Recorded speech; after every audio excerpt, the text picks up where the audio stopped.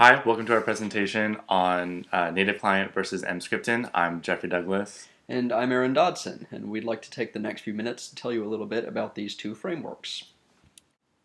Now, as you might remember, Emscripten is a cross-compiler, so unlike most compilers that take as input C or C++ source files, Emscripten instead takes LLVM bitcode and converts it into JavaScript rather than executable machine code. Now, this is a bit different than most compilers as well because generally you're going from a fairly high-level language to a low-level language. In this case, Emscripten needs to be going from a low-level language to a high-level one, and that includes trying to figure out things like where loops used to be based on branch and jump instructions in order to reconstruct that sort of extra natural information about the code flow to help assist with tracing JavaScript engines.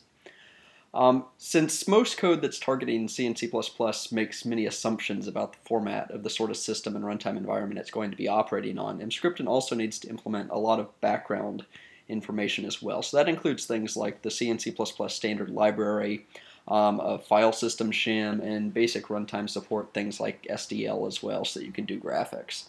And Emscripten includes all of this so that when it compiles code into JavaScript, all of these functions will be here so that things like fopen and fwrite and fread and the file functions will have JavaScript implementations matching up with the file system implementation provided by Emscripten to allow you to handle I/O and things like that. And also, as you might remember, Google Native Client is a technology for running native compiled code on the web. Native code just being architecture-specific code that normally you don't get too much portability with because you're restricted to the architecture of your machine.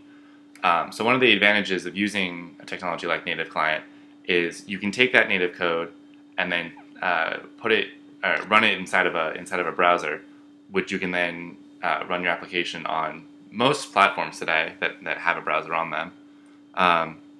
Another big advantage of using something like Native Client over just standard JavaScript or other web app languages is a performance issue. Native code is really good at doing a lot of things better than JavaScript, and those are resource-intensive things like high quality graphics and audio, lots of other things. But if performance is a big issue for you, using a technology like Native Client can really give you a big speed up over just straight up JavaScript. One thing that will be important to know a little bit about is the communication involved with Native Client, and it's an asynchronous communication system.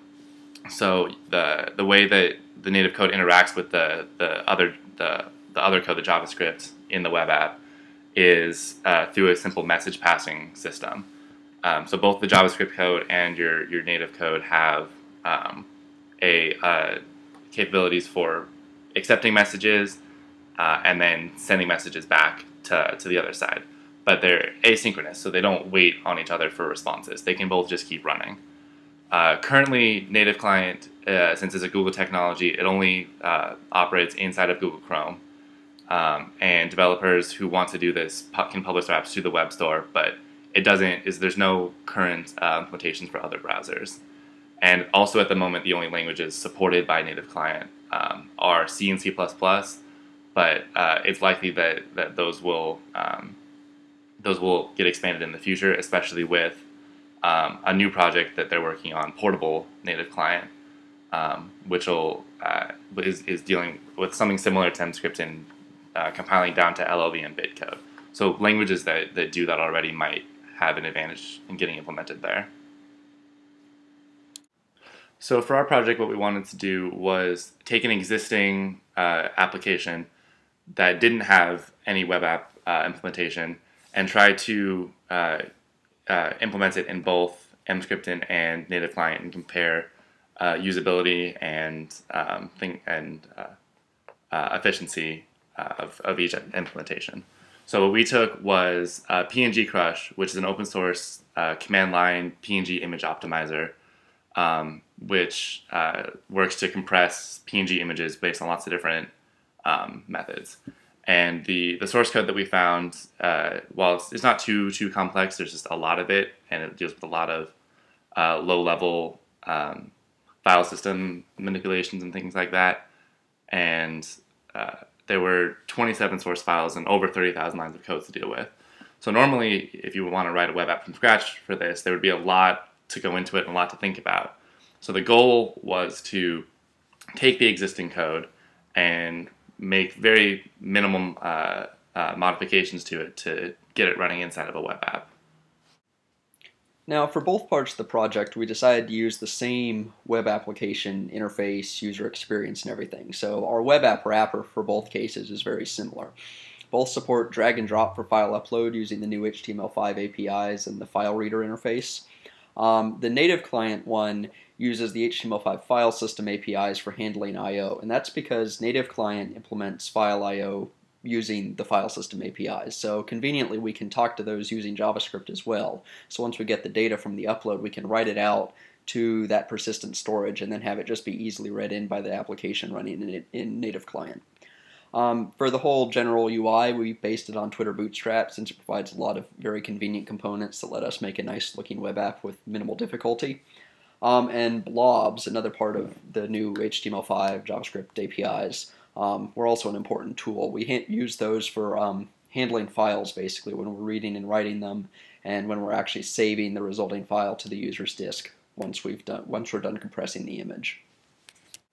So we decided to tackle the Emscripten port first, in large part because the basic documentation was a little more straightforward there. So as we said earlier, the source code files for PNGCrush are compiled into LLVM bitcode, and that step went fine. It really was pretty much just a drop-in of the Emscripten replacements for GCC and make. We then had to compile that bitcode to JavaScript, which again, we used the Emscripten compiler EMCC to do that.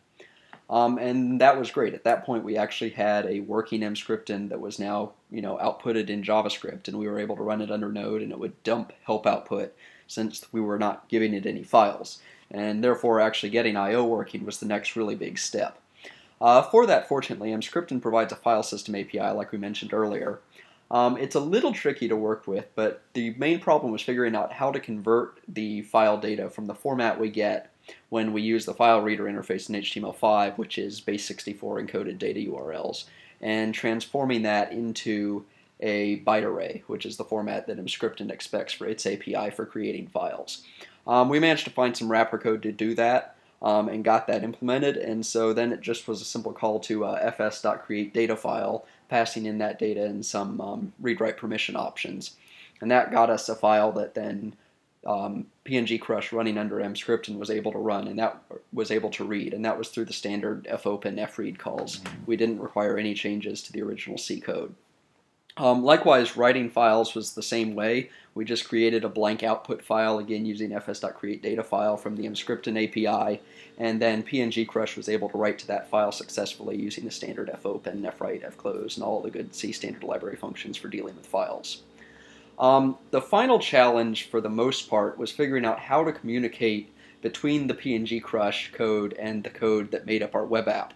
And so this is things like actually running the main function when we have a file uploaded. Emscripten provides some convenient API wrappers for this method.c call. The main issue there, though, is that it only supports your basic JavaScript data types, so that's things like numbers and strings. And main, of course, requires an array of strings, so we had to actually construct that data manually. And that includes padding out the bytes and stuff so that it's in the format that is expected. But once we got that taken care of, because Emscripten just compiles everything to JavaScript, it really is pretty much as easy as just calling a JavaScript function, passing in those arguments, because all of the functions from the original source code are transformed into a JavaScript equivalent. So we were able to call in from that, from the web app, and just get the main loop to run and go ahead and do the compression. At the same time, though, we wanted to get some feedback during the process, so that included calling back from PNGCrush into the web app code. Again, this is a little more complicated because it has to compile as C, and so you can't just directly call JavaScript from within the C code. Emscripten provides a function that you can write into a C file that will evaluate the JavaScript passed in as a string argument, which works okay. It's a little slow, though, and it's not really flexible. So instead they have another option for modular libraries, where we can basically modify the libraries that PNGCrush in effect links the JavaScript it creates with, and then have those included in there and add in functions that way. So we added a couple functions there that call out to JavaScript functions in our main JavaScript file, which allows us to really easily make modifications to it and help speed up debugging. And this worked fine. The PNGCrush code was calling into the web app code. The one issue we encountered, though, was that this communication is not asynchronous. Because the system is JavaScript all the way through, everything is happening on the same main thread, and that's the same one that also is handling the UI. So we wanted to be able to update a progress bar while PNGCrush was running through and doing its thing. And those calls would go through, but because it was in a tight loop, the browser's site was never actually redrawn. We weren't able to figure out a way to make it pause enough to actually get the progress bar to update. And so all those updates just pause until at the end when PNGCrush finishes compressing, at which point then all the UI is updated at once. Now, this isn't the greatest user experience, but it does work. And so at that point, we figured that the port was, reasonably complete and decided to move on and try and see what we could do with native client instead. Once we got started with the PNGCrush port under native client, we decided to base it off of one of the examples included with the SDK distribution. And this was Hello NaCl IO. And the reason for that decision was that based on the Emscripten port, actually getting file I/O to work was one of the most challenging parts. And so we wanted to start off with a good basis and some example code that could point us in the right direction of how to make that work. So until recently, native client used an asynchronous model for dealing with I/O, which is problematic because the C standard library functions for dealing with files are all blocking, and they expect, the code to just wait on execution until the file's been read in. And so you'd either have to do a wrapper around this to make it blocking or completely restructure the entire file reading and writing code, which given the complexity of the PNGCrush code base was not really an option. Fortunately, they recently introduced that wrapper into the standard distribution, so we were able to just link against it and have the calls to fopen and fread and fwrite and all work fine without any changes to the PNGCrush code. We had to modify the makefile a little bit that came with the example to include all the source files for the PNGCrush distribution, as well as those handling linking with the native client libraries for dealing with files.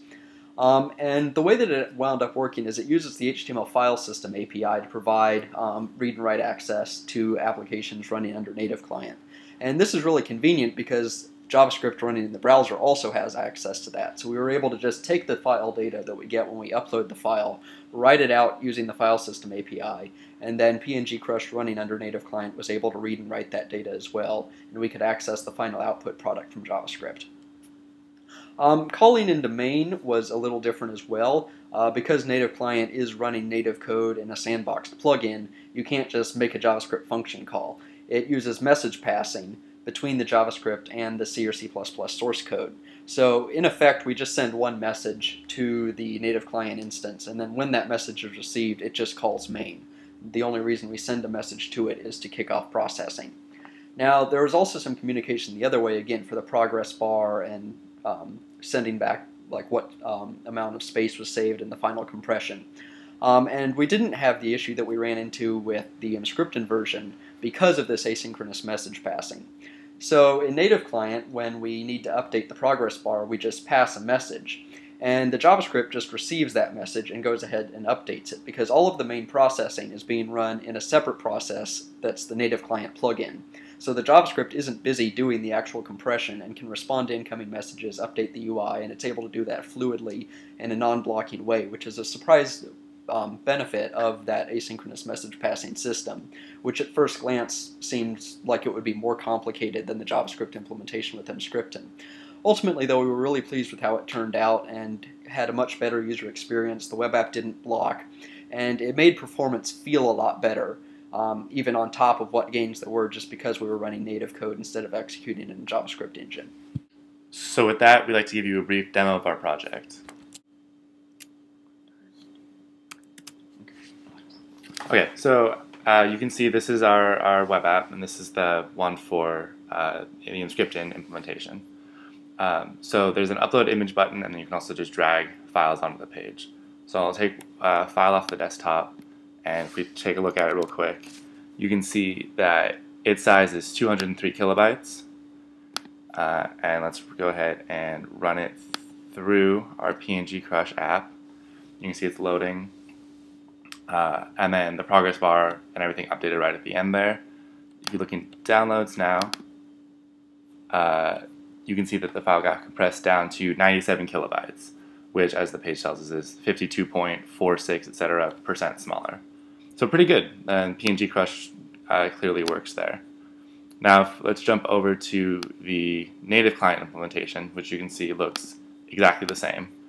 But let's throw the same input image in there, and you can see the progress bar going as it works. And that open up this one, you get the same 97 kilobyte compression. So the PNGCrush application works exactly the same.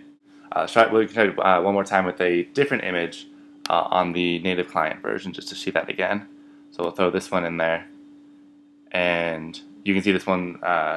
This image was 1.1 megabytes, so it's quite a bit bigger, so it's taking a little bit longer.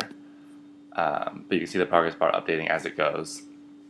And in just a minute, that'll be finished, and we can take a look at this output. Alright, so that one's done, and let's allow. Alright. And we can see that. Looking here. Yeah, and you can see this one got compressed down to 944 kilobytes, down from 1.1 megs. So that was the 16.19% smaller. So as you can see, our native client implementation works a little bit better because of the asynchronous communication that Aaron was talking about. So you can take a look at some of our results we got. We tested this on 3 different input images. We got an image from a game, an icon, and then a big old screenshot. And the file sizes go up as you go right across the graph. And the y-axis here is time in seconds taken to complete the compression. So you can see consistently we got that Emscripten performed approximately half as well as the native client implementation. It took about twice as long in each case. And similarly, the native client took about twice as long or longer in some cases than the native implementation itself. Anything else to say? And part of the reason for that difference between the native client version versus the actual standard command line version, since they're both native code, is that native client is running the code within a sandbox, so it has to be, keeping an eye on things to make sure that the code doesn't break out of that and do nefarious things to the system. Whereas the one running purely as a standard local application, if you just download the PNGCrush source and made it, isn't under that same restriction. It's able to run really directly on the hardware without the sandboxing overhead. So, as we sort of noted, we did encounter a few problems doing these ports. Really the key one was just a lack of documentation. In most cases there is some documentation, but it's just for the best case, which is rarely what you deal with in reality, especially when you're porting a legacy code base. Additionally, since all of our implementation depended on HTML5, Emscripten, and native client, all of which are currently undergoing really rapid development, sometimes even when we did find information, it was deprecated or out of date or no longer applicable, since even if it was just from a year ago, things could change dramatically in that time frame. Once we figured out how to do things like read in files and change formats and all, it really wasn't very difficult. We didn't have to write a whole lot of code. We didn't have to make extensive changes. It was just a matter of figuring out what code we did have to write and what we needed to do to make things work. The PNGCrush code base was also a little bit of a problem. On the whole, I mean, it's reasonably clean and understandable. It's fairly easy to get in there and figure out where things are going on.